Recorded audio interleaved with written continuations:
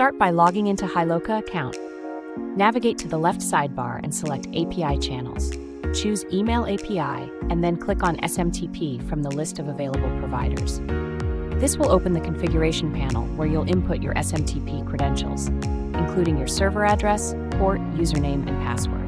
Next, open your web browser and log into your cPanel. Once you're in, scroll down to the email section and click on Email Accounts. Here, you'll create a new email account by clicking the Create button. Simply enter the desired email address and password and select the appropriate domain if necessary. Click Create, and your new email account is ready for SMTP integration. Now, gather your SMTP server details from your cPanel email account.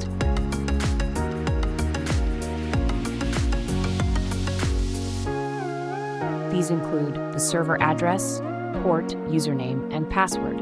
Enter this information into the Hyloca SMTP settings. Double-check all the entered information to ensure accuracy.